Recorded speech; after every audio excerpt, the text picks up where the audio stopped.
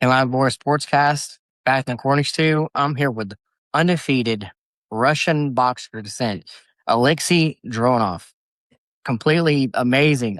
You have obviously your Olympic champion, world champion, super heavyweight, successful, and I appreciate you speaking to me, sir. Thank you. It's an honor for me as well. Thank you Uh, for inviting me. and absolutely, and you gave me a little bit of background. You have like over 100 fights, correct? Amateur and pro. Yeah, something about that. I never was counting that, but yeah, something about 100. Absolutely. So what kind of got you involved into the world of sports itself, and of course the combat sport of boxing? To be honest with you, I never had the chance to try anything else because my father, he was a boxer Hmm. and he was a Soviet Union Cup champion in boxer. In boxing, he was light heavyweight and uh, his career didn't go well at the end. And he decided if he'll have a son, he'll start training guys and me as well. And yeah, he decided that I will be a boxer, and fortunately for me, I really started to like it, and that's why I'm here now, right now. Absolutely. Well, obviously, your father definitely is successful in boxing, and then so it definitely came through like the bloodstream within itself that you're automatically just like who can say that they have a like youth Olympic champion. Yeah, It's completely and it's amazing thing to have. And of course, you're choosing to find out of your boxing gym is Miami, correct? Right now. my boxing gym is in Delray Beach, Florida. Hmm. We go on for sparring to Miami as well, but it's Okay. kind of an hour drive. So, but basically, I'm training here in Delray with Sugar Hill Stewart. He's Tyson Fury's coach, and he actually just landed back to Florida today after Tyson's Thailand fight. So we start Okay. training tomorrow. Oh man, Yeah, when he comes back, he's definitely going to start going through it, isn't he? yeah, yeah. Super excited, but it's kind of like I'm going to kind of come up with it. And when you before you come into a boxing match and you're having your walkout, because walkout boxing matches are completely just they're cinematic, and there's so much like aura around that. I would say, what is your feeling you feel when you go through walking out to the ring? Actually, I'm pretty cool when I'm going for walkouts, and I'm calm Hmm. because I already know that I did everything I could during the preparation. And when I'm going to the ring, it's kind of the easiest part, which you should enjoy. If you really love what you're doing, you'll enjoy it. So I'm really excited before going to the ring, and at the same moment, I'm not really emotional because I'm just focused. I Okay, just want to get to the ring and start working. So that's the lovely part, actually. absolutely. Obviously your career is successful. And of course your recent fights and stuff like that. And you're an honorable person. You're completely I can tell you're very respectful. Um, what kind of goes through your mind when you're in that ring? Of obviously you have a game plan, but usually your game plan changes right when you get hit in the face. So what is your main thing you like to always do, more or less when you're in the ring? To be honest with you, when you get into the ring, I don't know, maybe it's working only for me, but you try not to think too much because it takes a lot of time. So you're trying to react to things. So Yeah. before the fight, you obviously have some kind of game plan, like you'll pressure the guy or you'll try to stay away from punching zone of him. But most of the time, you just get into the ring and you just meet reality. So you need to react and adapt to that. And at this moment, you can think only between rounds because during the fight, it's just like a split second moment. So you can't really have a time for thinking. You just react to that. So that's kind of what is working for me. I'm trying not to overthink stuff, especially when it's all going so quick, you know? Yeah, you seem pretty calm. Like you seem like you have a very just Thank you. smooth mind thinking. It's very just I'm here to work, finish the fight, and let's go. It's like you definitely seem like an awesome like calm. You usually don't have it usually Sure. coming from the ring. Um, what did it feel? Obviously, coming from youth Olympic champion, world champion, and super heavyweight to going into pro boxing as an adult. Like, what was the difference? It felt like as an full adult after 21. Actually, when I turned pro, it's a really different sport because the pace is different, circumstances in the ring are different. And, in amateurs, you have just 3 rounds Mhm. and it's really high pace. But at the same moment, you don't really have a time to change the way of fight, how it's going. Because if the guy taking advantage in the first round and keeps it until the middle of the second round, you can't really change nothing Yeah, because judge will see that. And usually if guy wins 2 rounds, so he won the fight. But in pros, you should be really calculated when you're doing things because you can just like a sprint blast yourself on the 100 meters and then you're done. So you should be really careful with how you acting in the fight, what you're doing during the fight. And at the same moment, you can't be really work as a second number because guy will take it as advantage. So yeah, it took some time for me, especially during sparring sessions, to adapt for pro style. But I think right now I'm really adapted for that. I really changed as a boxer, and right now I'm really understand what I should do during the fight and during the sparring as well in the ring as a pro. Because yeah, I started boxing at 6 or 7, and my amateur career was from the moment when I was 12. So I had a lot of experience, but at the same time, it was different kind of sport experience. It helps me, but at the same moment, it's completely different. It's kind of, awkward.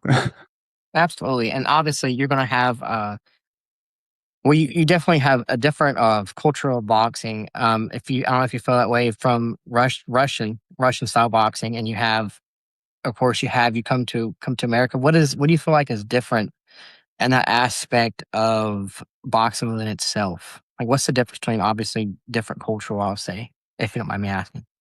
Yeah, as I say about my father, he was a really successful amateur boxer, but at the same moment, he had unusual style for Soviet Union guys because he was a puncher and he was a Hmm. pressure fighter. He wasn't jumping on the feet like usually people see as Russian and other past Soviet Union guys. He had completely different style, and that's what he was teaching me. And I think he the first guy who really how to explain that. I'm Russian. I don't have so much vocabulary. It's okay. Yeah. So my father had a different style from other guys, and I was looking at him and I was trying to learn from him. And Hmm. that's why at the same moment my adaptation was pretty quick because I didn't need to change everything. I was already half a pro as an amateur. Absolutely. And if you don't mind me asking, it's completely up to you. But I just like to know because what what was your first thought ever coming fighting and obviously fighting coming training to America? What was the mindset different that you felt like you had? You know, from my partners who I'm working with, I was warned that it will be really lonely and it will be completely different lifestyle here. Hmm. And I was preparing myself that it will be not cool here for the first time. Okay. And, it took some time for me to understand that I'm really right now on my own. It's not my Okay. parents here. It's not my friends here. I need to start a new life here. So, but at the same moment, as my partner said, I was the most successful guy on this stuff because other guys, they just can't stay here. They all the time missing their family. They missing their countries, and it's hard for them to adapt for new reality. But for me, it wasn't really a big problem because, as I said, I was warned for that. Hmm. And I really want to become a successful professional boxer, and you need to make sacrifices. And I never was trying to drink or any kind of other stuff. So I didn't really have any kind of sacrifices. I like to train all the time, and I enjoy the process of boxing. Yeah, but Yeah, move to another country and miss my family, it was my biggest kind of sacrifice, if I can say that. absolutely. Well, it definitely moving and starting not really starting a new life, but starting a different training pattern. It'll give you a better arsenal. Do you feel like your arsenal changed a little bit? Like I would say, you added a couple things to your arsenal in itself, like different style or even movements, anything like that. Yeah, I could switch stances before I turned pro. And right now, I think it's a really huge advantage because I can train both stances and improve in both. So yeah, I really improved my arsenal here and became even more experienced from sparring that I have here that I've been going through for years in Russia. Because here, guys, they really sparring hard Mhm. and they really, want to rip your head off. In Russia, it's kind of, it's more in a teaching way. It's more Okay. drills, but here it's a real war. But I think it's a real deal because here you're trying to adapt for that. You're in a really danger zone, and it Hmm. makes you uncomfortable and makes you grow. So I A really like. lot, a lot more technique work, you'll say, I guess, in that pattern, and a lot like more fundamental techniques. You would say a little bit differently, probably. Yeah, people usually here don't work on technique; they just ramble. As no, It's good and bad at the same moment because uh, if guy doesn't know what to do, he will not really learn. Mhm. He'll just get tougher, or he'll just get broken from this. But if you know why you're getting to the ring and what kind of game plan you have for this sparring, you're really improving because you're in a comfortable position and your brain and muscles recognize it more in the future. Absolutely. Like, of course, when you get into I guess you get that mindset of like your adrenaline's pumping, and more you train on technique and of course fundamentals, it's going to stay with you. And as mind mental, it's like mental, like your muscle memory is Yeah. automatically going to kick in every single time. So that explains why you're definitely successful in a boxing match within itself because it's phenomenal. Your fights are phenomenal. But what what has been briefly recall your memory? What has been like your favorite fight, your favorite boxing match you've been in so far? Probably my fight against a Mexican guy who was 8-0 when I won my first belt, like it's a Fetal 18 belt, WBA. Yeah, because it was kind of a switching moment because it was my second undefeated opponent and we had Mhm. same record with him. And I needed to prove that I'm a real deal here Yeah, because you can have whatever you want in amateurs, but in pros it's completely different, and people don't really pay attention for that because it's different sport.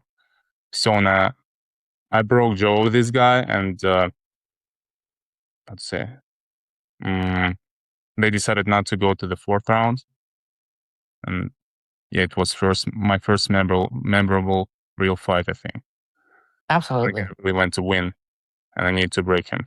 What I did.